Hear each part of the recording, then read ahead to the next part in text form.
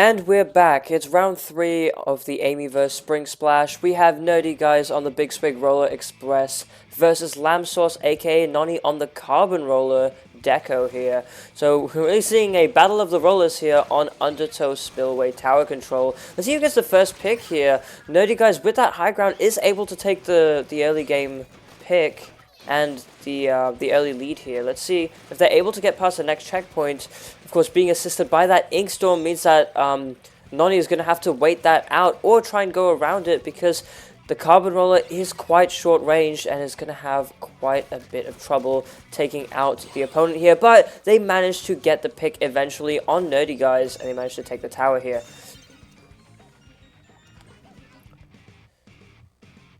See, so Nerdy made a pretty big push here to 36. Nonny's going to need quite a bit to take this back. And with that Trizooka shot, they managed to get the pick here, which means that this first checkpoint is secured for Nonny.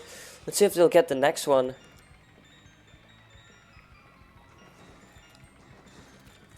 Yeah, we do see Nerdy respawning, bringing that Big Swig Roller, trying to get the pick here. Let's see who gets this pick, and Lamb Sauce is able to get it instead here. We might be seeing the lead being taken by Nonny. Let's see, Nerdy has one more chance to get a pick here before the lead is taken away, and trying to poke at a further distance with that Big Swig Roller, and it manages to get the pick, but it's too late because Nonny has already taken the lead, and now Nerdy's going to push the tower back into the enemy side to try and take the lead back. He decides to just go ahead, trying to play that more sharking playstyle. With quick respawn and Ninja Squid, they're going to be able to be really sneaky, but also get back right into the fray once they get splattered multiple times in a row. And we see Nerdy being able to take the knockout here. Quick respawn does activate for Nonny, so they're able to come back in. Although it does seem that the lead is going to be lost here. Oh, by just 1 point, Nonny manages to take the tower here. But they're going to need to push it all the way back in order to keep this lead. Or in order to take back the lead, rather. And here comes Nerdy, trying to paint a little bit more. The Trizooka comes out, so Nerdy tries to play a little bit more defensively, trying to dodge that. They managed to do so, but then Nonny goes up aggressive, but gets taken out by Nerdy here. And Nerdy's going to be pushing the tower all the way back.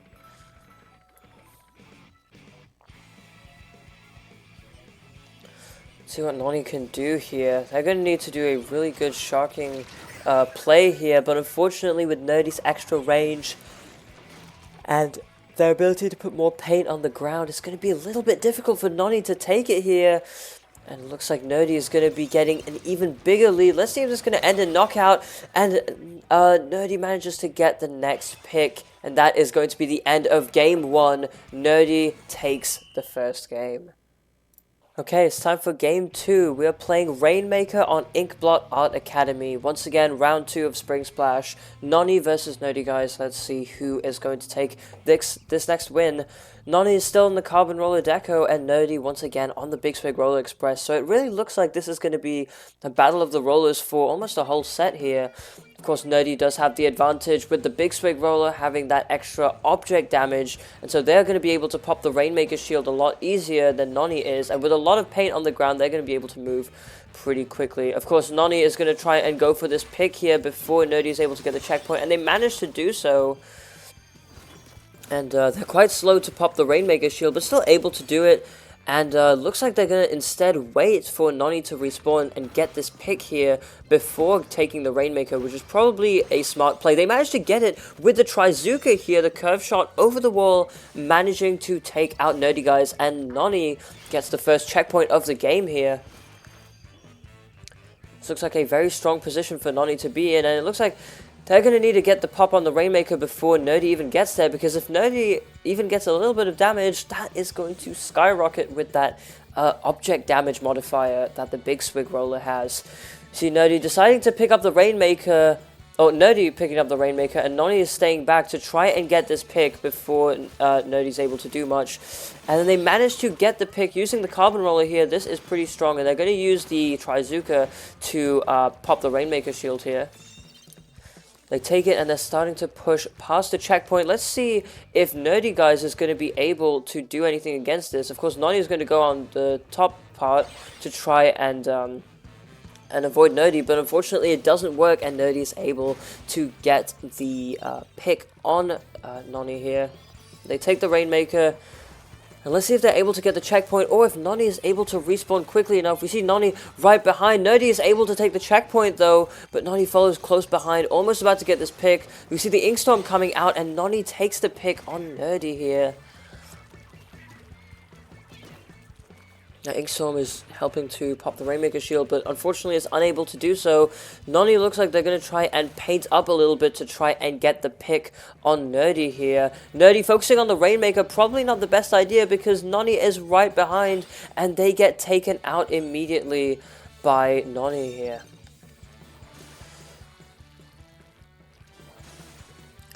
So Nonny's showing a little bit of lag here. The connection is not perfectly stable, but should be okay.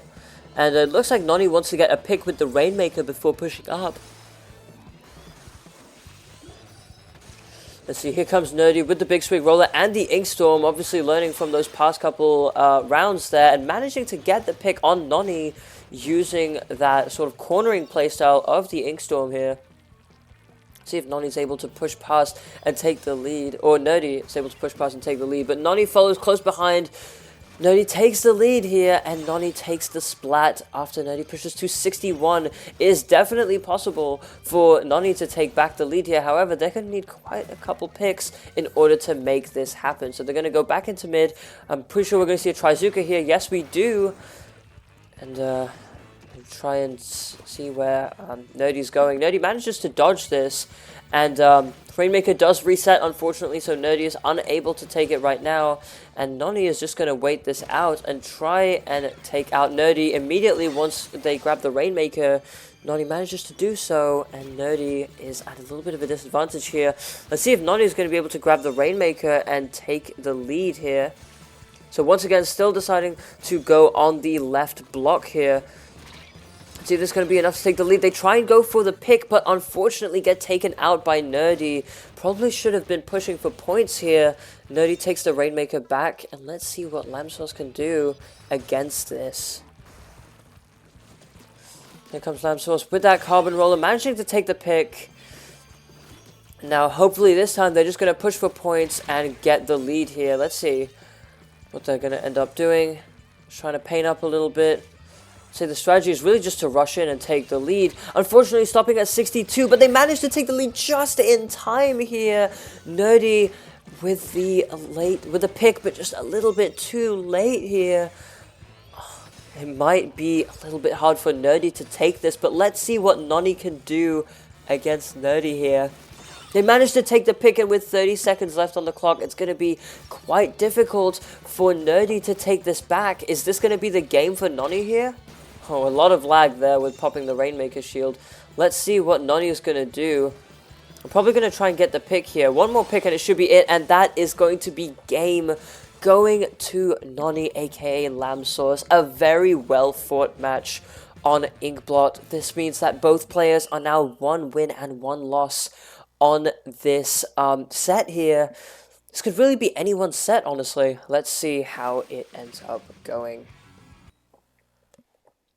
Alright, it's time for Game 3. We're playing Splat Zones on Wahoo World. Once again, Nerdy Guys versus Lamsauce in this round 3 of Spring Splash. Nerdy Guys once again bringing that Big Swig Roller Express that we all know and love. And Lamsauce switching their weapon to the Sploosh-O-Matic here. So this is not going to be a roller versus roller set, it seems. But let's see if the Sploosh ends up being the correct pick for this set. Of course, Nerdy Guys having the Big Swig means that they can paint the zone really, really quickly. And Lamsauce is just going to stay below and try and get a pick here. We see the Stamp getting popped here. Let's see if there's going to be a pick. And yes, there is. Lamsauce is able to take the pick here on Nerdy.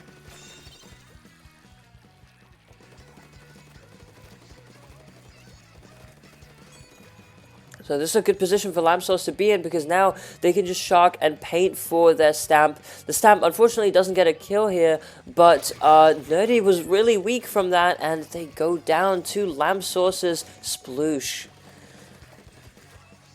Wahoo World is definitely one of my least favorite stages, but I can't argue with the sploosh being used on it. Because this is a very, very strong weapon to have on this 1v1. And we can see Nerdy getting taken out back-to-back by Lambsauce's Stamps and Sploosh here. I wonder what Nerdy's going to be able to do. It seems that they tried to go for an Inkstorm play, which was the correct move. But if they can't get a pick here, this is going to be a quick game. And Lambsauce gets the trade here, but unfortunately, a trade is going to keep the zone in Lambsauce's favor. That is going to be Game 3 going to Lambsauce, who's currently 2-1. If they win the next game in the set, they will progress in the tournament with a record of 2-1 in Spring Splash. Alright, it's time for Game 4 now. We are playing Rainmaker on Humpback Pump Track. And Humpback seems to be Nerdy's stage of choice here. We see Lambsauce on the Sploosh once again, and Nerdy on the Big Swig Roller. Let's see who's going to get this pick, or who's going to get this game of Rainmaker here. And we see both of these weapons have really good object damage. Nerdy immediately going for the Rainmaker, whereas Lambsauce kind of painting for Stamp to try and get this early pick here, which will be very important. Of course, Nerdy is able to breeze past that and just take the first checkpoint here. But let's see, because Lambsauce now has a bit of an advantage having that pick, and Nerdy doesn't have an Inkstorm or anything charged up, at least not yet. And Lambsauce is able to get the checkpoint here. Of course, gets taken out immediately after, but that is a very important pick for Nerdy to get. See what Nerdy's response is.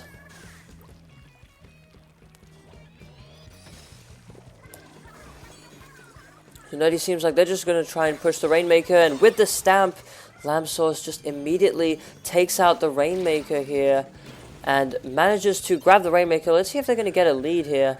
They probably will. Yeah, so as we do see the lead, very slight here, and they try and go for the pick on Nerdy, but Nerdy manages to return splat them with that Big Swig Roller. There's a nice back and forth we're seeing here. Let's see if Nonny can get the pick before Nerdy's able to take the lead. And it doesn't look like it's going to be possible. Nerdy is taking a big lead here. Managing to push to 36. Almost getting the pick on Lambsauce, but just about missing that direct shot. See, Nonny's going to need to get a pick here on Nerdy with the Rainmaker in order to make this work. But this is going to be a little bit difficult when you've got a Big Swig Roller with that much range poking at you. That's going to be another pick for Nerdy, guys.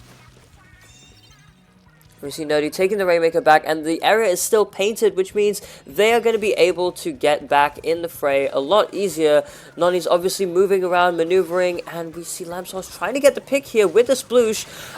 Almost going down to Nerdy, guys, but thankfully able to get that pick on the Rainmaker here. Seems like Nonny's going to paint up and try and take map control before making any consecutive pushes here. Let's see what they're going to do. They do reveal their location. The Stamp just barely is not able to reach that ink rail there. Let's see if the Sploosh can take out the Big Swig before they get taken out, and they managed to do so. Lambsauce able to take the Rainmaker once again. This looks like it's going to be a lead here for Lambsauce. I know, they do decide to try and go for the pick first instead, wanting to get the big win here and not just a little lead, which may or may not backfire, who knows. And we see Nerdy taking the pick here on Lambsauce, and now they're going to be able to move the Rainmaker further away from where Lambsauce wants it to be. Let's see how this is going to work out for the lead. So they're going to try and bring it over here, and they're going to try and go on the left side here, trying to go for this alternate path here, but unfortunately they do get taken out by the Stamp. Nonny is now able to be even closer to the area that they need to be to take the lead here, but Nerdy's fast respawning. Let's see if they're going to lose the lead here, and unfortunately they do end up losing the lead by just 6 points and unable to get the pick. Lambsauce is kind of being left unchecked here. Nerdy trying to get the pick, unfortunately fails to, Lamsource is now able to push even further and going on that other side, taking a bit of inspiration from their own opponent. Lamsource is now able to paint the pedestal and take the last game of the set.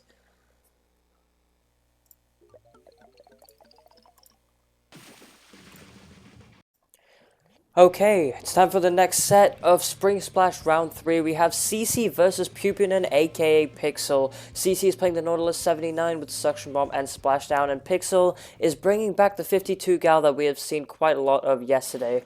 Both of these players are currently 2-0, and so the winner of this set will be 3-0 and will be in a very good position to be making it into Top Cut. And let's see who it's going to be. Pixel here with the 52 has very quick kill time, a lot of great burst paint, and having that wall to close the gap with the range difference against the Nautilus is pretty good here. CC has Splashdown, which means she can attack at close range pretty effectively if her Splashdown is charged up, and she also has a really quick fire rate and decent range. So honestly, I think this is a pretty even matchup here, but let's see who's going to end up taking it. So Pupinen going in with the whales and then just getting the pick once again on CC here.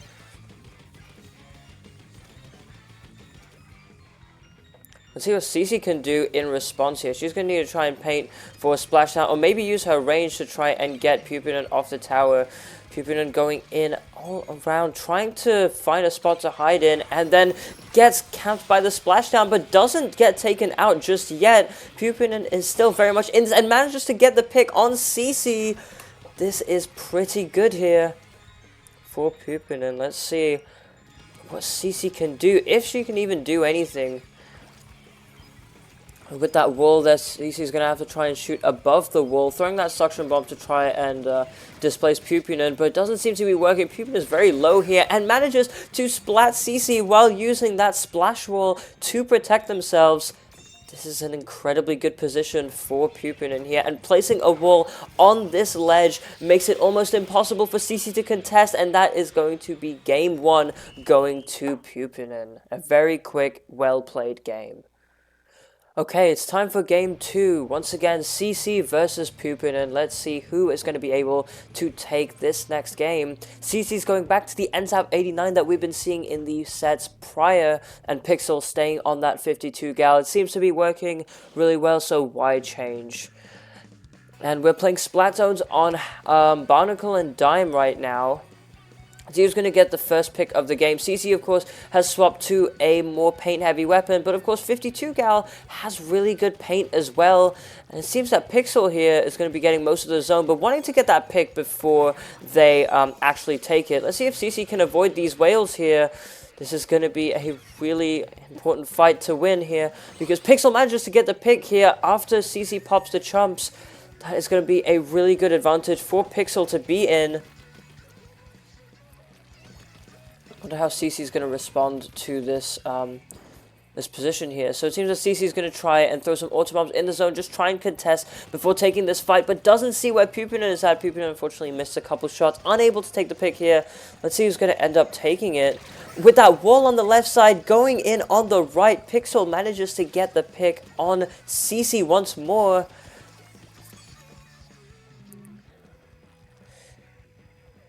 It's a very strong position for Pupinen to be in, because with this much paint on the stage, there isn't too much that CC can do. Pupinen could really be anywhere now, and revealing their location with the whales, but going in with them to continue this fight, popping a splash wall, just keeping the zone painted. CC looks almost completely locked out of the zone here, and Pupinen with that final splat manages to take game 2 of this round 3. Let's see if they're going to be able to take the final game and make this a 3-0 sweep. Okay, it's game 3.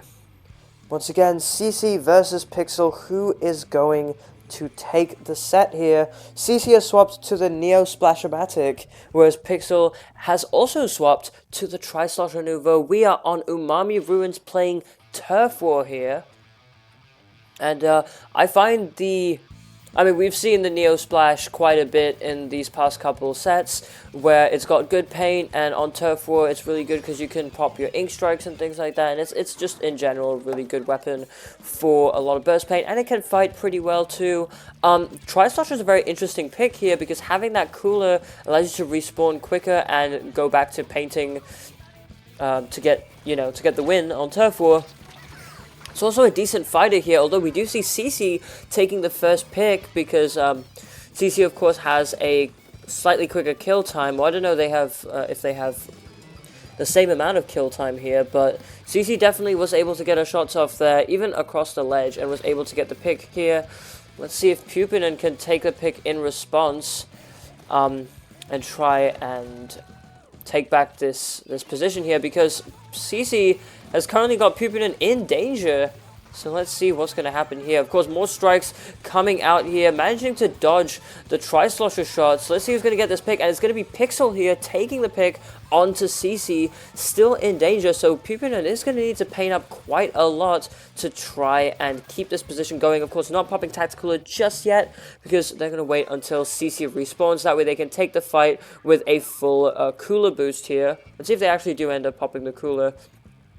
Doesn't look like CC knows where Pixel is at just yet. Not even choosing to pop the strikes either. And Pixel is going to try and take this fight here. Let's see, and manages to get taken out by CC. Not even popping the Tacticooler, which means they're going to be out for the whole duration here. That was probably a little bit of a misplay there. Let's see. Or maybe not, because they wanted to keep their location hidden as they tried to shock, but it did end up backfiring, and CC is in a really good spot here, being able to paint so much. But of course, as we all know, Turf War is a very volatile mode, and it's only the last 30 seconds that matter. So as we go into the last 45 seconds, Pixel's going to be using like 10 of these to get back into the game, and let's see if they can use the final 30 seconds to make a push and steal the game from CC. Unfortunately, getting taken out by CC right there. Things are looking really, really bad for Pixel here, as they're unable to get a decent amount of paint here. It seems that even if they do take the splat on CC at this point, it is not going to be enough. They managed to dodge and weave, squid rolling around, managing to get some parries off, managing to take the pick on CC as well, but I think it's just too late, and it is no longer going to be possible for Pixel to paint this much against the Neo Splash. It seems that this game 3 is going to be going to CC. Alright, it's time for Game 4, Splat Zones on Hagglefish Market. Once again, Pixel versus CC. Both these players are 2-0. They're fighting to get to 3-0 in this tournament. CC is at 1 win, Pixel is at 2. Let's see who is going to take this game. And if Pixel takes it, they are going to win the set. CC switching to the paintbrush here with Inkzooka and Splash Roll. So it seems that Splash Roll is a popular pick for 1v1s, especially considering you don't have teammates to go around the walls. But of course, Pixel knows how to use the Splash Rolls very, very well. And bringing back that 52 gal, they are able to take the first pick of this game. Let's see what CC is going to be able to do on the paintbrush here. Just kind of painting around, trying to get that Trizooka to be able to outrange Pixel. But might be a little bit tough because Pixel's shocking playstyle seems to be working really well here, getting CC from underneath the tent. Wonder what CC's plan is here. We see the whales coming out, and now CC is now unable to attack because while being attacked by whales, Paintbrush can't really do much because of the really slow wind up and the slow end lag that Paintbrush has. It is going to be a really difficult situation, and with 20 ticks left, CC is going to need to make a push for the zone here, but unfortunately it's not looking too good. Unable to paint the zone from that far away, Pixel is in a winning position here and manages to take this game 4. Pixel has won this set and advances in the Spring Splash, 3 wins, 0 losses. Alright, round 3 of the Amyverse Spring Splash. Our next set is Leafy playing the Wellstring V. and Yellow playing Luna Blaster Neo. Yellow, aka Zandorenzo. Let's see who wins this game here. So we're playing Tower Control on Undertow Spillway. This one is a replay from a game that I wasn't awake to watch, but we're going to be watching this live, and I don't know who wins this one, so going in completely blind here. Let's see who's going to be taking the first pick. Of course, Luna Blaster, very good on Tower, and it is pretty good in 1v1s because, as we've established previously, Ultra Stamp is a very good special, being able to contest short-range and sometimes long-range opponents by throwing the stamp here. As we do see that happening right now with Yellow getting that snipe on Leafy here. Leafy's going to need quite a bit to get this lead, or to get the tower away from Yellow here. Going to need to hit a really good Wellstring snipe. It looks like Yellow is going to go after Leafy. Leafy gets taken down, and Yellow gets an easy Game 1 victory.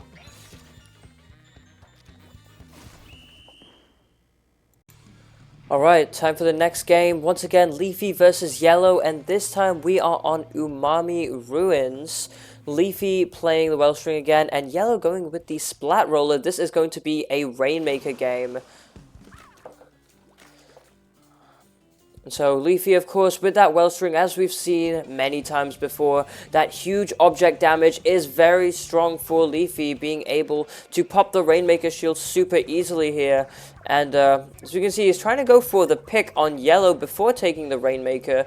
Let's see who's going to get this first pick of the game here. Yellow going around with the roller here, trying to sort of mix up his movement and trying to play some mind games with Leafy. Leafy has that stamp charged up, immediately starts rushing in for Yellow. Let's see if he's going to be able to get this pick here. Decides not to go for it and instead using the Autobomb to pop the Rainmaker. Yellow instead is going to be the one to grab the Rainmaker here. Manages to take out Leafy and takes the first checkpoint here. It's going to be a very interesting spot for Leafy because he should have been the one to take the Rainmaker first because of that big object damage there. But we see Yellow taking it instead and using a bubble to push further up here. And let's see how far he's going to be able to get in this first push. We see him constantly shooting. Leafy's going to go on the other side and try and get this pick here. We see the Ultra Stamp coming out, unable to get the pick here. Yellow has pushed to 23, and it seems that he's going to want to get this pick with the Rainmaker before trying anything else here. Leafy takes a bit of damage from the Rainmaker. Yellow's pushing up onto this left side here, but gets taken out by Leafy almost immediately. Leafy managing to grab the Rainmaker here. Let's see if he's going to be able to get to the checkpoint, but it's very likely that he's just going to need to make or he's going to need to get a pick here before trying to do anything, and manages to get the pick super easily. I was going to say, with the amount of pain that Yellow has on the ground, he would be able to shark with that roller a lot easier, but never mind. Leafy being able to go on the aggressive here and managing to get another pick with that Ultra Stamp. This is an amazingly good spot for Leafy here, being able to push up and take the lead, and almost able to get to the final pedestal, but just about getting splat by Yellow here. But thankfully, Leafy has managed to push to 1. It's going to be really, really difficult for Yellow to contest this and try and take the lead, because Yellow now needs to get a knockout to get the win here. Let's see if Yellow's able to do so. As you see, Leafy still bringing in the shots with the Wellstring and then going in with that Ultra Stamp, trying to get the pick on the Rainmaker, decides to throw, manages to get the pick. This is not a good spot for the Rainmaker to be in for Yellow, but Leafy is just going to grab the Rainmaker anyway and just go in with the push. The Rainmaker is Leafy's favorite weapon, second only to the Wellstring, and the reason why he mains the Wellstring is because he can't actually main the Rainmaker. But this is really good here for Leafy. Leafy knows how to play the Rainmaker. He knows the ins and outs of that weapon, and he is going to be able to get some picks on it, and he knows when to retreat, as we can see him doing right now, being able to go around and try and get this pick on Yellow here, who's trying to go in with the roller, but unfortunately gets taken out by Leafy's amazing Rainmaker skills. Let's see if Leafy can push it all the way to the end here. It's going to be close, but I think Leafy is definitely going to take this dub. Now it's going to be game 2 going to Leafy. The score is now 1-1.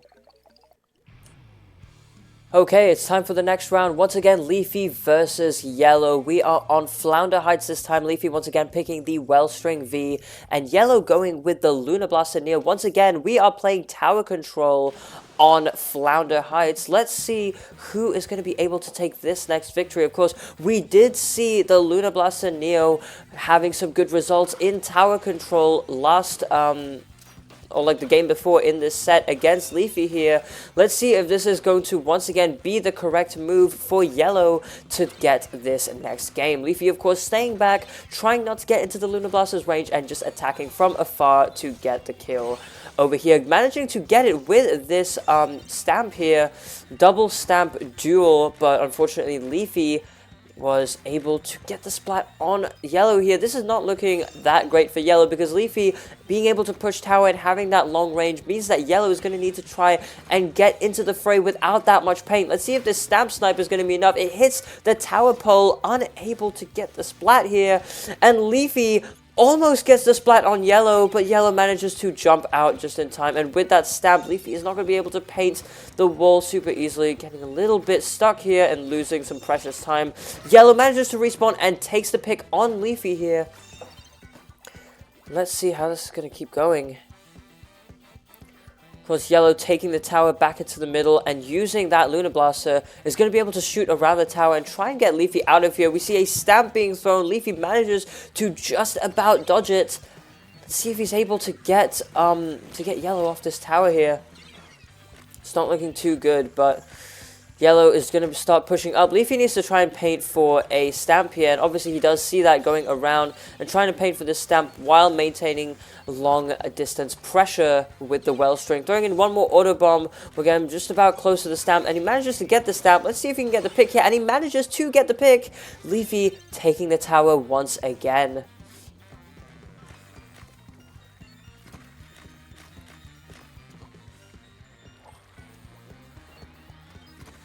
Let's see what's next for Yellow here. Yellow immediately gets taken out by a very good shot from Leafy's Wellstring here. So now Leafy's going to be able to keep the pressure going, but of course he doesn't have the lead yet, and in order to do so, he is going to need to get past this checkpoint, and using the stamp here might be a good idea. Of course, Yellow plays around it and is currently using the Lunar Blaster to try and get the pick. Manages to dodge the ink stamp and manages to get the splat. Leafy manages to get the splat on Yellow here with the Wellstring. This is very good for Leafy, but he is going to need one more pick, and because of that fight, he had to leave that position and was unable to go forward. But as we see with the Ultra Stamp here, Leafy is going to be able to push even further here and might even be able to take the lead. Actually, he probably is taking the lead here. Let's see what Yellow's going to do in response. Obviously, taking a little bit of damage here from the Wellstring. Leafy knows exactly where Yellow's hiding, and with this Lunar Blaster managing to get the direct on Leafy, Yellow is now going to be able to take the tower a little bit, and let's see how far he can push it, because Leafy has taken quite a lead here, pushing all the way to 24 points. Let's take a look at what Leafy can do here. Leafy once again keeping that long distance pressure going. He knows how the Wellstring works. He knows the arcs and the curves of those shots, and so he's able to make them land directly on the tower, and it's going to be a difficult spot for Yellow here, but of course Yellow is able to get the pick with two indirect shots here, and we see a little bit of lag going on Yellow's side. Let's see if they're able to take the lead.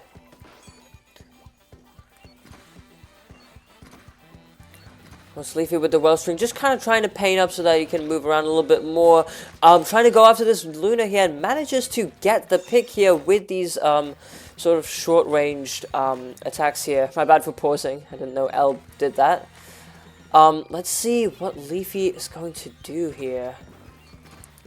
Leafy's obviously keeping the pressure on with these long-range shots, and Yellow is right behind him. Leafy doesn't know this just yet, and with this stamp, unfortunately for Yellow, Leafy is able to get the pick here. Things are not looking good, and with a lot of paint on the ground, Yellow's going to have trouble moving around. He's going to need to get a pick right here, but unfortunately, Leafy takes it once again, furthering his lead, and Leafy's going to be able to go past this checkpoint here. Let's see what Yellow's going to be able to do. We need two indirects here to get the pick, and unfortunately, he goes down once again. to the stamp here. Leafy taking game 3 of the set and going up 2 wins versus Sandorenzo's 1. Leafy's only 1 win away from taking the set, but it is extremely close. Let's see who's going to be taking it in this game 4. Alright, it's time for game 4. We're playing Splat Zones on Mako Mart. Once again, Leafy versus Yellow, aka Zandorenzo. Leafy bringing the Wellstring V once again, and Zandorenzo deciding to play the Ink Brush here. Very interesting pick from both sides. No Quartus is playing, which means that this could be a chance for the underdog to take the lead here.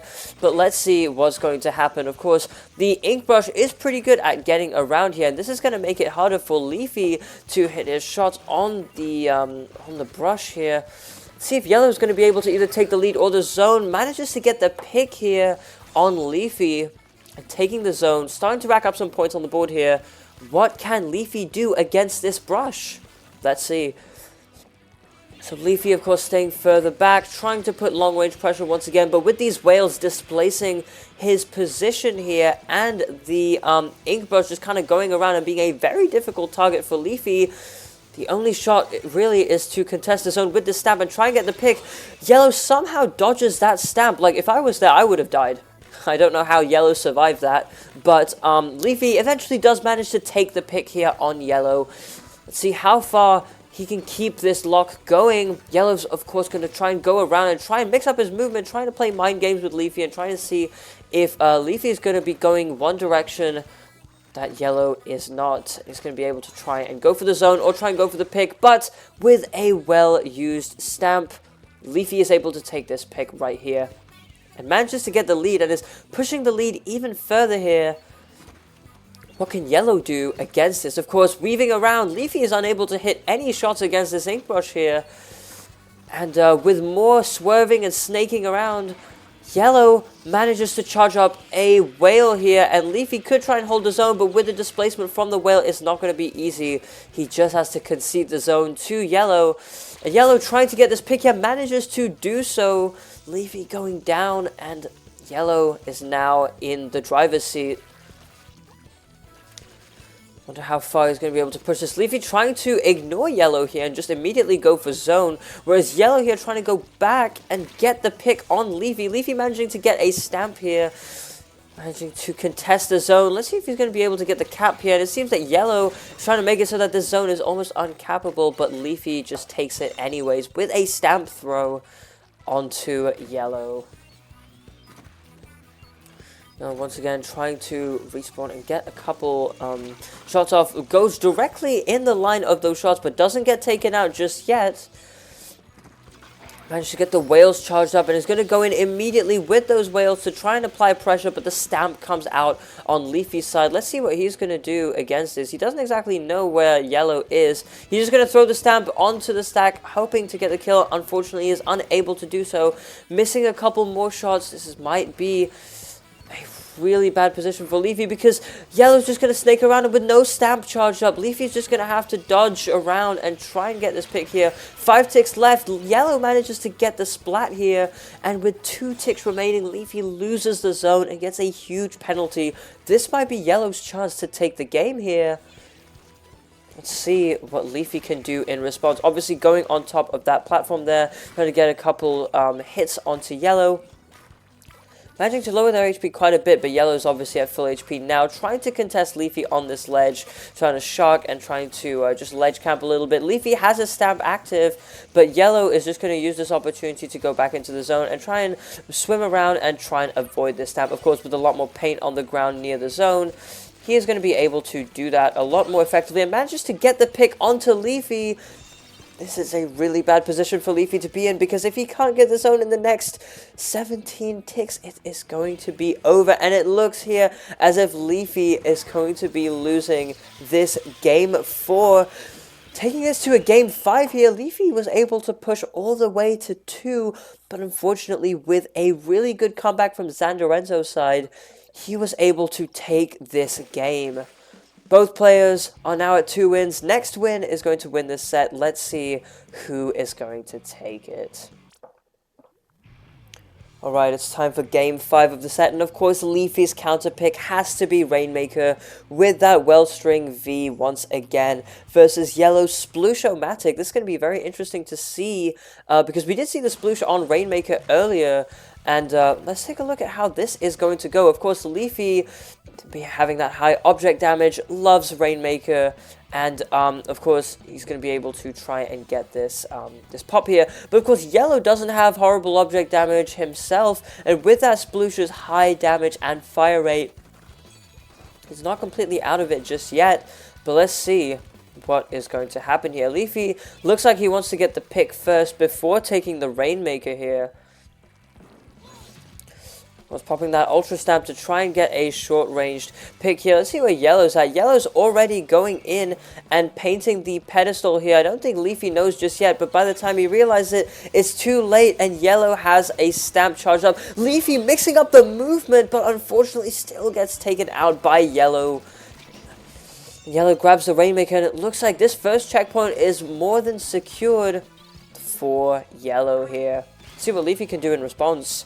Of course, going onto this sort of snipe position here, trying to get the pick. Yellow falls off the stage. This is devastating here because now Leafy is going to be able to get the checkpoint himself and might even be able to get more points. Of course, Yellow having fallen off the stage instead of just outright getting splattered here means that this is going to be a quicker respawn, so he's going to be able to try and get this pick a little bit earlier.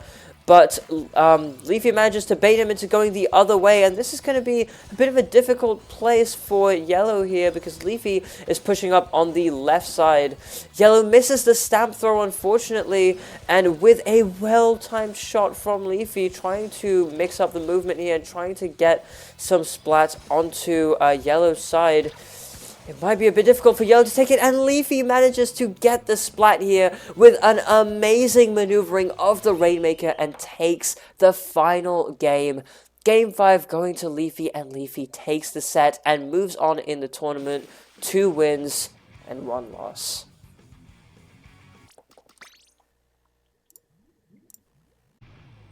Okay, time for the next round. We have Spam Neo, aka HD, versus Indigo.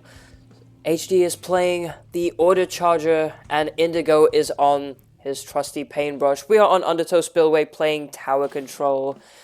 And yeah, let's see how this goes. Both of these players are 0-2, I believe. So hopefully this is going to be the redemption set for one of them. What do we think about this matchup, Ace? I think the matchup is both really good. Indigo has this trusty, Indigo really has this trusty Paintbrush with him. But at the same time, though, the Order Shot, or the, oh, never mind, I was about to say. Yeah, that Order Charger has a lot of range, being able to contest way further than Indigo ever could with that Paintbrush. And not even the Wave Breaker can help here. But, of course, Indigo does have a better time if HD is unable to hit his shots. But let's see. Indigo's trying to go in. HD is going to back up to keep his distance to try and, you know, play to his range here. Unable to get the splat here. And never mind, I stand corrected. HD managing to snipe Indigo off the tower here. Ace, who do you think is favored in this matchup here? I think Indigo is favored.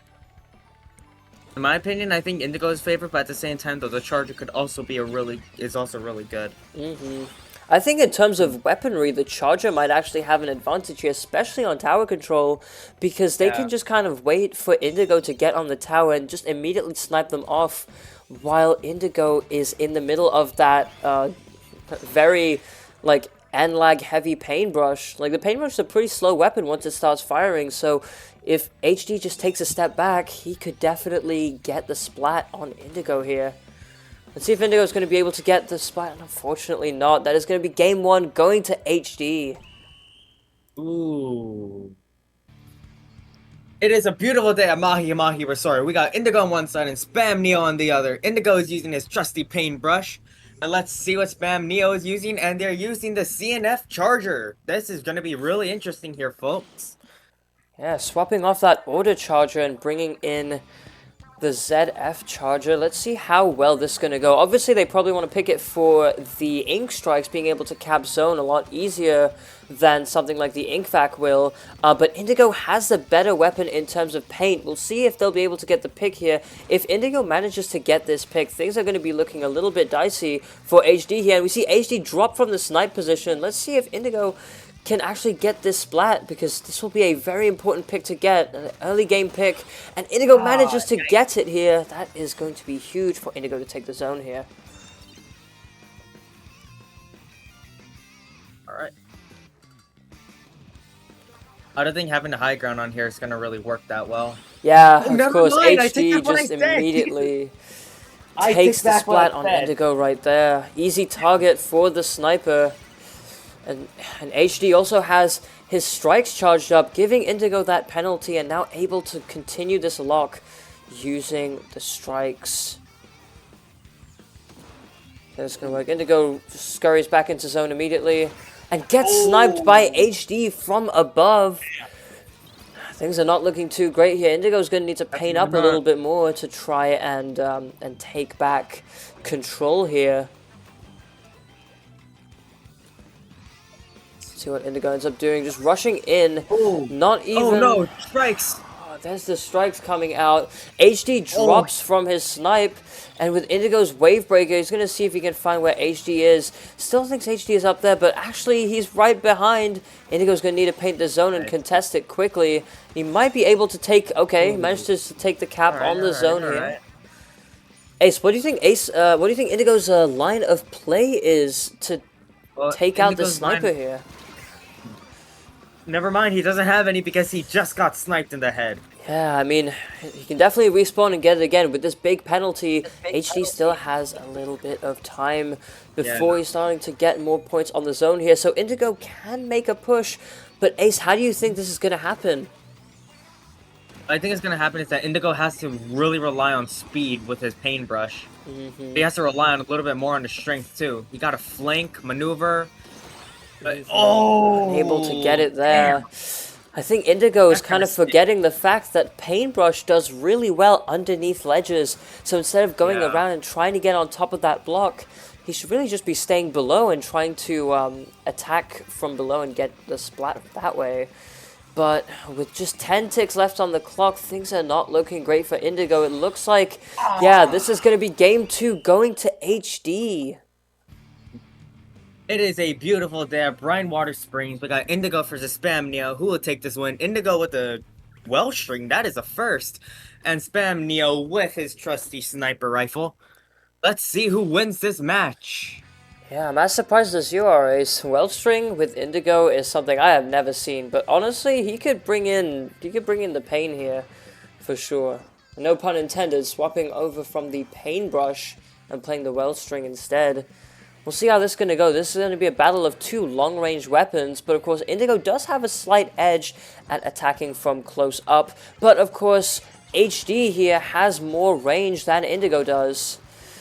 So maybe he's going to be able to get the early pick first. It seems that Indigo is going to focus on getting zone instead of getting the pick here. But we'll see how this ends up going. And gets sniped by HD. What a great angle that HD manages to take here. Indigo's going to need to charge up an Ultra Stamp to try and get past this. Alright. So Indigo's line of play is here, still going and charging those arrows to try and take the splat here, and manages to get the stamp. Let's see. Time. What's HD's reaction to this? Immediately going into zone here. Not sure if Indigo knows that HD is there. No, he definitely does. And HD manages to take the splat here. Back to back, not even a penalty on the board here.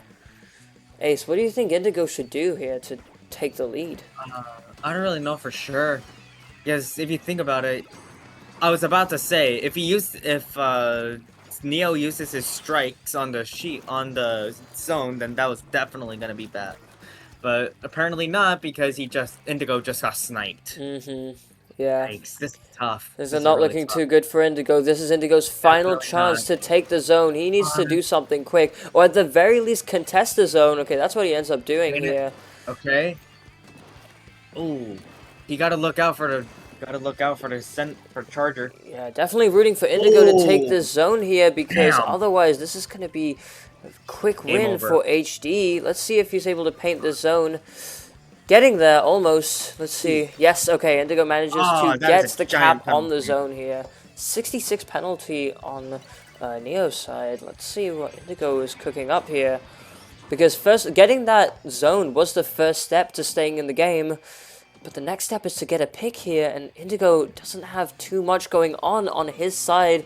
The stamp is almost charged up. That could be useful, but with the long-range pressure from this charger here, things are not looking too great. Looks like Indigo's just. Oh, Spam damn. Neo just immediately moving away and dodging that stamp here.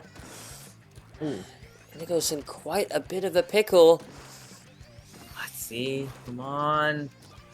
No one's really taking zone here, but if no one takes the zone, the game will immediately go to HD because he has the lead here. Indigo almost getting sniped right there while trying to throw auto bombs. Unfortunately, Indigo has some these fast auto bombs reflexes. yeah, for sure. But unfortunately, these auto bombs aren't really doing much, and we see the strikes coming out here, cutting off Indigo's escape. Not able to cap zone just yet, so Indigo might actually be able to get it here. Throwing the stamp, but HD dodges, but this might buy Indigo enough time to take zone. Manages to do so. This back and forth is going quite well for Indigo, because if HD doesn't take a more aggressive line, Indigo's just going to win through having zone control the whole time. But unfortunately, HD manages to get directly in Indigo's face and take the pick. I saw that. That was pretty nasty. Just Yeah, a for sure. straight up headshot. Yeah, HD knew what he needed to do because playing long range wasn't helping. Indigo was getting way too many points on the board here. Getting that short range snipe was really important. Of course, we see the lock still happening here. Indigo has, I would estimate, 1 to 2 more chances to take the zone here if he goes quickly. Things are looking extremely dicey here. That was a well-placed auto bomb, able to displace HD then, even with the strikes. Oh no! This is getting good. This is getting. And Indigo gets sniped off the ledge here. That is going to be game 3 and the set going to HD. What a well-fought match from both sides here, really Ace. good. Both sides did really good. Yeah. Definitely. Those shots were insane. So some really good shots, and I'm really loving Indigo's strategy to just keep the zone painted while HD tried to keep sniping, because Yeah. it was a very difficult spot for Indigo to be in, but he still managed to find a line to try and make it back, although unfortunately HD's close range snipe was just a bit too much to deal with. That was insane. Whoa. Okay, it's time for the next set. We have Bellybolt aka Wahoo Skib versus A-Slice here. And both of these players are currently 2-0 in the tournament. The winner of this set is going to be 3-0. We're Undertow Spillway playing Tower Control. Wahoo Skib is playing the Custom Exposure, and A-Slice with the Nautilus 79. Both players have Splashdown here. Let's see how this is going to go. This is really interesting. Since both weapons have splashdown, it's gonna be really easy for one of them to just spam the splashdown right as they're getting on the tower. Yeah. If one of them had beacons and splashdown, then I'm pretty sure it would probably be game over for at least one of these opponents. There's a reason they never gave Beacon and Splashdown to a single weapon kit, isn't it, Ace? It sure is, because that would be terrifying. Yeah, it really would be. We see Wahoo Skib and Slice both playing relatively passive here. No one has gotten a pick just yet, and they're both kind of not really engaging. I think they're both a little bit afraid to engage, because if you get into either person's range, it's going to be a pretty easy kill. But let's see, Slice does have a faster kill time than Wahoo Gyat does. Let's see, a double splashdown being popped here. Both of them get cancelled out. Wahoo Skib trying to take the tower here, but Slice manages to get it. Whoa. Dude, that is so good. The double splashdown cancel was huge there. That was a highlight. Oh my gosh. Yeah, for sure.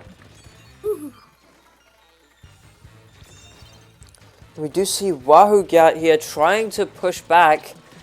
Let's see. Okay, Slice is just going to go back and hide a little bit, try and heal up and get into a good position to attack Wahoo Skib. Alright. Okay, Wahoo Skib still putting the pressure on the tower for real on Wahoo Skib. On Wahoo Skib, indeed. I agree with you on that one. Let's see if Wahoo Skib's going to be able to take it. Gets a 90 shot on Slice here, but Slice manages to pop a panic splashdown and run away just in time. Let's see how Wahoo gets up to. Wahoo is still just kind of painting up and getting control of mid here. He needs to try and get back into oh no, to the fray here. Oh, see, and almost manages to get a Slice. Wahoo Skibbity Dop Dop is on the offensive here. It's on fire tonight.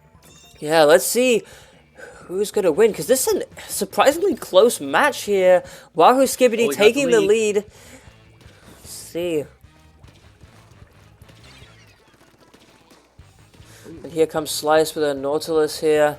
Wahoo Skib does have slightly more range than Slice does, so being able to poke at that further distance is pretty good. But Slice, of course, has faster kill time, but unfortunately goes down to Wahoo Gyat's splashdown here. This is not looking too good for Slice on Wahoo Skibbity Dop Dop. Yes. Splashdown really is the most dangerous special of all time, isn't it? It really is. And Wahoo Skib finally gets killed by A-Slice. And now let's see if A-Slice can try and push back here. She has a lot to push back. For sure. But she does have that splashdown charge, so if Wahoo Gyat gets up close, Slice can just very easily just pop that splashdown and try and take control once again.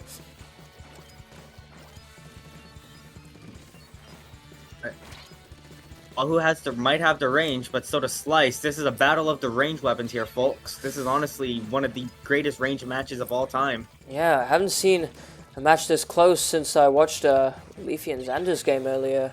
Yeah. This is definitely. But there are also those other close games too, remember? The one with Indigo and Skunky a while back? Remember? I think that was Nerdy. Oh wait, no, Skunky, or sorry, Indigo and Nerdy. And A-Slice gets taken out once again. Wahoo Gyat trying to get this pick here, manages to do so with a minute left on the clock. Slice is going to need to really pull some strings here to get this win. Wahoo does have his splashdown at the ready. Oh, and after hitting the 90 on Slice, Slice manages to get the pick on Wahoo Dop Dop. Let's see how this is going to work.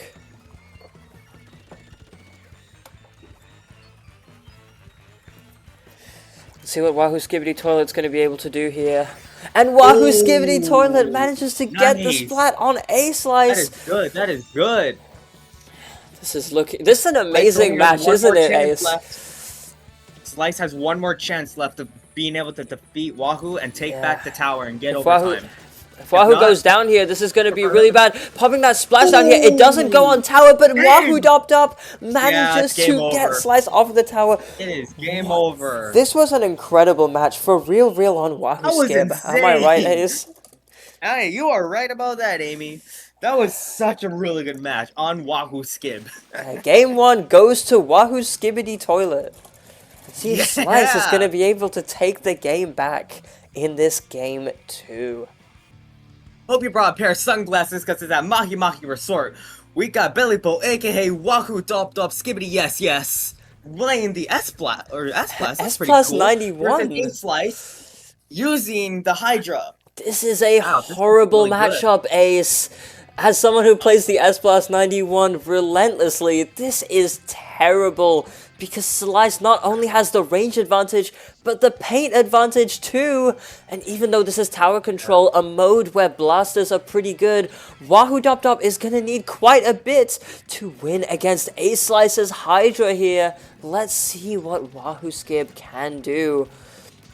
Hope he brings some honor to my weapon here, but honestly, not even I could bring honor to my weapon in this scenario. This matchup is just way too one-sided. Agreed. I mean, he did bring honor to my weapon yesterday. Let's see if he can bring honor to your weapon today. That's true. That's very true. So anything is possible here, especially with the Wahoo Skibbity Dop Dop Yes. Let's Let's see what he's going to be able to do with no Booyah Bomb charged up. Getting through this bubble is going to be a pain. Slice is already charging up that Hydra, and Wahoo Skibbity gets behind the block trying to protect himself and manages to get the snipe off the tower. Damn. Wahoo Skibbity might actually be taking things back here, but let's see just how long he can keep it going. He gets that Booyah Bomb charged up. It's pretty good here for Wahoo Dop Dop. He decides to use the Booyah Bomb super early. Personally, I wouldn't have done that, but Wahoo Skibbity seems to know something I don't here. Getting to that first checkpoint as well. I wonder if Wahoo Dop Dop will be able to make it, and unfortunately Slice manages to take the splat as Wahoo Dop Dop jumps off the tower. So it's not looking good for the Skib here. Wow. Here comes Wahoo Skib raining from above, but Slice manages to just look up and splat the big Skib out of the air here. Wahoo has one more chance to take out the tower, otherwise he's going to lose the game and for good. He fails to do so. Game 2 goes to A-Slice. Looks like it's time to go shopping at Hagelfish Market. We got A-Slice and Bellboat ready to take on the third win. We got Slice with the Emperry Dualies, that's new, versus Bellybolt with the Neo Splash, my main weapon. Let's see who's gonna take the Rainmaker, folks. Yeah, so A-Slice going back to her main with the Emperry Splat Dualies on Rainmaker here. Obviously having paint and extra damage on the Rainmaker is pretty good, versus Wahoo Dop Dop playing the Neo Splash. Let's see how good Wahoo Skib is going to be able to play Ace's weapon here. Ace, what do you think? What do you think the strategy is when playing the Neo Splash? I'm playing the Neo Splash. Well, it varies from every player. I mean, I'm very aggressive with the Neo Splash. You can tell from round 1. But I'm pretty sure Wahoo has a really good ace up his sleeve when he tries to use the Neo. Ooh, those strikes are actually really good placements. But we see A-Slice managing to get the pick here with the Rainmaker. This is pretty good for Slicey. I wonder if Wahoo Skib is going to be able to take this pick here, because he's definitely going to need it. Let's see, Wahoo Skib's just kind of waiting out Slice and trying to see where Slice is at. He doesn't know exactly where. Probably in that big splotch of ink that's right up there. And A-Slice just comes in.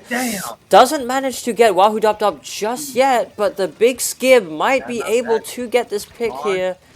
Let's see, and there goes A-Slice with that dually. She is extremely experienced with it and manages to get the pick on Wahoo Skibbity Toilet. And here, Wahoo Skib is unable to get the pick before A-Slice hits the Rainmaker pedestal. That is going to be game 2 going to A-Slice. Okay, it's time for game 4. We're on Splat Zones on Bluefin Depot. Wahoo Gyat versus A-Slice. Wahoo Skibbity is playing the normal Explosher, and A-Slice is on the Emperry Splat Dualies. Once again, let's see who's going to be able to take this victory. How the zone changes between each character's layout depending on who gets it first, I'd say they both have a really good advantage, but if Wahoo really wants to get the win and go to round 5 and tie with Slice, then he's got to pain a lot. Luckily, he has Ink Storm, so that's going to help him out big time. That Storm is going to be very useful to also get a bit of chip damage on Slice here, because if Wahoo Skib is able to hit a direct shot with that Explosion, that's going to do 90 damage. And so hitting that, plus a little bit of damage from the Ink Storm, is going to be crucial to take a very important pick here. We do see Slice using that splashdown to get the zone first, but Wahoo Skib is going to need a little bit more to try and take this here. You do see Wahoo Skib retreating a little bit as Slice goes on the aggressive, but Slice is just able to stay here and keep the zone painted. Wahoo Skib's going to need to push up sooner or later, and going in with that Ink Storm doesn't seem like the worst idea ever. Let's see if he's going to be able to contest this zone here with A-Slice just defending. So Wahoo Skib just painting over the zone, doesn't know where A-Slice is just yet. A-Slice obviously reveals herself to paint the zone.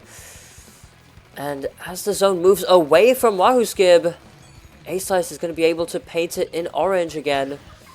Using that splashdown to just get a burst of paint. Just wants to get a couple more points on the board here. Wahoo Skib's weapon definitely kills a lot slower than Slice's, but nonetheless still able to get that pick here. This is a very important one, because now Wahoo Dop Dop is going to be able to get the zone. Slices has a penalty, and she's gonna need a lot, and I mean a lot of paint if she wants to catch up to him. So we see Wahoo Skib trying to paint up for that Ink Storm once again, managing to get it. Probably going to see it popped very, very soon here. And we see that splashdown coming out on Slice's side, capping the zone immediately. Maybe the Storm should have been used a little bit earlier, but no need, because Wahoo Skib gets the next pick on Slice very easily. And we see the Storm being popped again, just keeping the zone.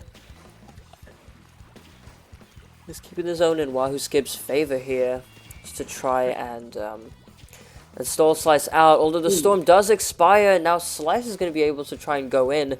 Slice does have a little bit of a hurdle trying to deal with this big range disadvantage here. Manages to charge up Splashdown, and Wahoo Skib catches onto it, just immediately retreating and going back to this perch, where he's going to keep spamming those shots to try and take the zone. And with a couple more shots plus that Ink Storm combo, Wahoo Skib is able to take this game 4. We're going to be seeing a game 5 here, Ace. This is actually impressive. I haven't seen a game 5 like this. Yeah, so this is amazing. Really game 5, Wahoo Skibidi against A-Slice. Let's see who's going to take it, but for now, this game 4 goes to Wahoo Skib and ties it up 2-2. Okay, so we're on game 5 of Wahoo Skib versus A-Slice. The next win of this game will win the set. So let's see who ends up getting it. We have Wahoo Skibidi on the Wellstring V, and A-Slice playing the Hydra Splatling. I actually forgot the name of this Hydra Splatling, but I do know that it has Bubbler, which is very good on tower control here. But of course, Wahoo Skib is picking that Wellstring, which can very easily shred the Bubbler. So let's see who's going to win in this battle of long-ranged weapons here. Of course, we see both of them kind of not really wanting to engage because of the range disadvantage. But we see A-Slice being brave and taking that first lead here, and managing to splat Wahoo Skib due to this Bubbler, giving her extra protection here. I wonder what Wahoo Skib's going to be able to do in response. Just kind of going in, kind of painting around, trying to get that stamp here, and in the meantime, just applying that long-range pressure towards Slice here. Here, the pressure is getting a lot stronger here because Slice has lost her Bubbler to the Wellstring and decides to not complete the checkpoint, even though she was very close to doing so. But now she's going to go back towards the tower. Let's see if she's going to be able to bring it back where she needs it to be in order to get this checkpoint here. Would be very beneficial to do so, especially against this Wellstring that is going to be shredding bubbles. But Slice has also caught on to the fact that Wahoo Skib does have his special, the Ultra Stamp. Wahoo Skib throws it into the void, unable to get the pick here. Let's see what Wahoo Skib's next move is, because Slice has made a big push going down all the way to 36. And Wahoo Skib is on the back foot here. Let's see what he can do. We see Slice charging up that big Bubbler here. She kind of knows where Wahoo Skib is, and she's probably going to try and go for a pick on Wahoo Skib. Almost dies to the auto bomb into the stamp here, but thankfully manages to stay alive. Going to charge up that Hydra Splatling and try and get the pick, but Wahoo Skib dodges and gets out of range here. Not too sure what the play is, because Wahoo Skib definitely has a lot less range than Slice does. Plus, all these grates are quite difficult for Wahoo Skib to walk around on, because Slice can shoot around on the grates, but Wahoo Skib can't really, because those arrows are just going to land. They're not going to land on the grates, but they're going to fall through the floor. And so Slice can just kind of stay on the grates and stay protected. Wahoo Skib won't be able to do too much here. Of course, we do see Slice rotating over to normal ground. So here, Wahoo Skib is going to be able to push in a little bit. You do see him take the tower, And almost get the splat with that stamp here. Thankfully, Slice manages to survive, and she gets the pick on Wahoo Gyat. Let's see, this is a bit of a dicey situation for Wahoo, because there's just not too much that you can do against the Hydra, especially on a stage like this with this many grades. And we see Wahoo Skip getting taken out once again by Slice. Wahoo Skip is in a bit of a pickle. Trying to go on the right side here to see if he can get a better angle on Slice as she approaches that next checkpoint. But Slice pops a bubble. Wahoo Skip will be able to shred this no problem, but this is going to buy Slice quite a bit of time. Let's see if she's going to be able to get past this next checkpoint here. It is going by surprisingly slowly, but Slice is able to get the pick and finally cross this checkpoint. This is Wahoo Skip's final chance to get Slice off of this tower, and if he's unable to do so, this is going to be a victory for Slice. And we see here Slice managing to get that bubble, and even though Wahoo Skip can shred the bubble, it's too late, and Slice takes the set with 3 wins and 2 losses, moving in through the Amyverse Spring Splash with a record of 3-0. Alright everyone, it's time for the final set of round 3 of the Amyverse Spring Splash. We have Caleb versus Itnick. Caleb is playing the Gold Aerospray RG and Itnick is playing his main, the Dark Tetra Dualies. Once again, we're on tower control on Undertow Spillway. Let's see how this game goes. Ace, who do you think is favored in this matchup? We have 2 people who are both 1 and 2 right now in the tournament. I wonder how this is going to go for both of them. Ooh. I'm going to be honest with you. I'm probably going to look forward to Nyx, in my opinion. Yeah, I think Nick is quite favored here, managing to get that first splat of the game here. Both of these players are anti-sweats, by the way, so it's really nice to see them coming out here for a big tournament amongst all of these other, like, really good players here. Missed Reef Slider from Nick. This could be an opportunity for Caleb here. Let's take a look. Alright. Ooh, nice decoy with the sprinkler. That is good. Yeah, Caleb being able to keep his control on the tower going, especially with that Booyah Bomb stalling out the tower, as we can see here. Ooh. And Nick is unable to stop him from taking the lead. Manages to get him off the tower, though, which is really nice. But Caleb here taking the lead by 3 points. This is pretty good. That is really, really good. Yeah, we do see Nick taking the lead right back. Let's see if Caleb is going to go down to the Reef Slider, and he is. Nick manages to take the next pick of the game with that Reef Slider, throwing a couple of auto bombs to make sure he can keep this lead going for as long as possible. It looks like Caleb is going to need quite a bit here.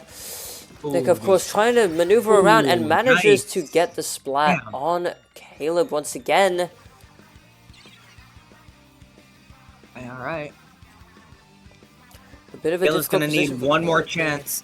And unfortunately, Caleb manages to dodge it, but unfortunately gets taken out in response by Nick. Nick is going to be able to complete this checkpoint, but it seems that there's just enough time for Caleb to have one final shot. If he is able to get the splat here, this could be a good position. And Caleb manages to get the splat.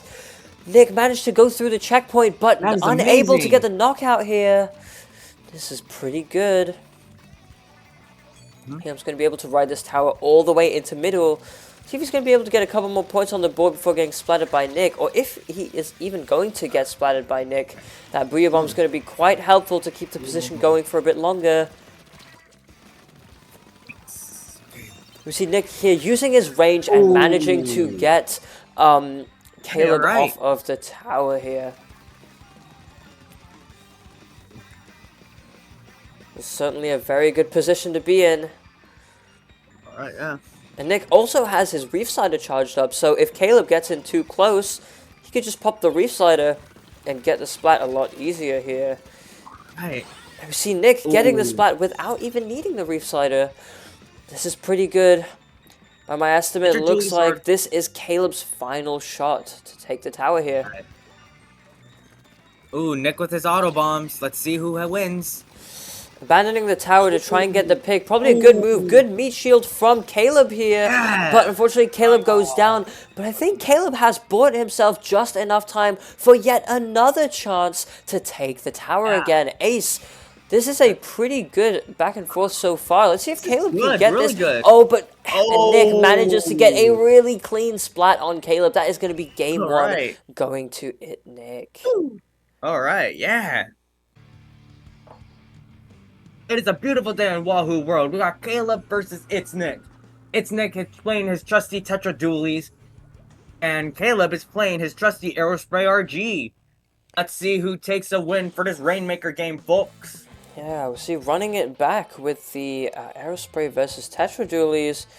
Let's see who's going to be able to take it here. Of course, both players are using short-range weapons. Neither of them have particularly good damage against the Rainmaker shield here, but we do see Caleb going in and painting a little bit for that Booyah Bomb. Nick trying to go aggressive with the Rainmaker splat, and we see Caleb trying to do the same thing here, but Nick is just going to be able to go around and get this splat on Caleb. This is a pretty good position for Nick to be in, because now he's just going to be able to grab the Rainmaker, although we do see him waiting a little bit. Maybe he wants to try and get He did struggle a little bit because he fell down. Oh, I see, yeah. He ran out of ink or something. No, he fell down. I kind of saw from the map. Oh, okay, yeah. Oh, no, And we see Caleb taking out Nick nice. here. This is pretty good for Caleb. Let's see if this pick is going to be enough to start a push here. Maybe, it could be.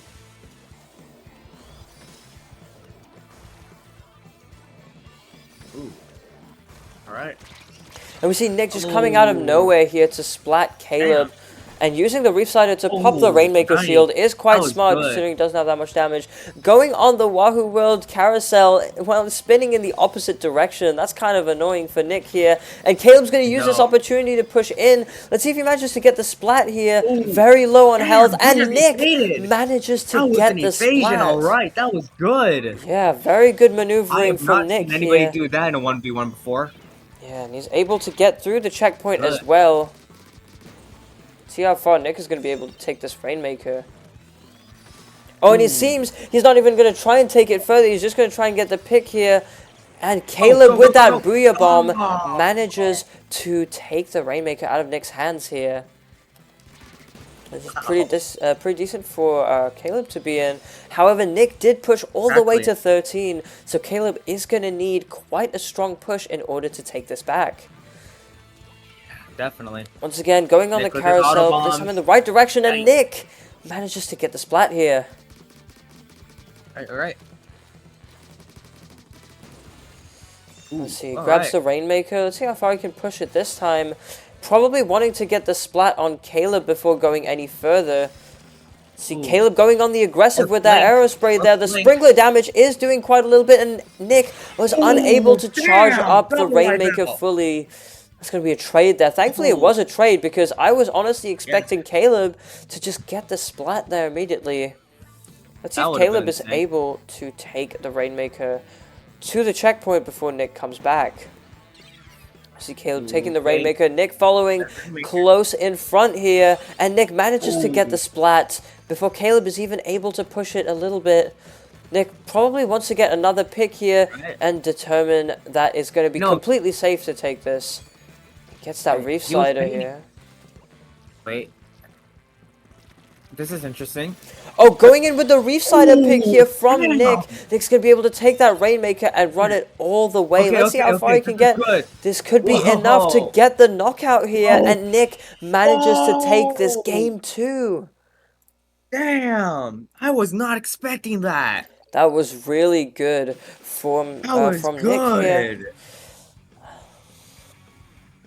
Now Nick has 2 wins over Caleb in this final game. Let's see if Nick can take it. If not, Caleb will have an opportunity to possibly make a comeback here in this set. Welcome back to Humpback Pump Track, ladies and gentlemen. Let's see who gets the win here. We got Caleb with his trusty Aerospray RG, and we got Nick with his main, the Tetra Dualies. Yeah. On your marks. Let's go.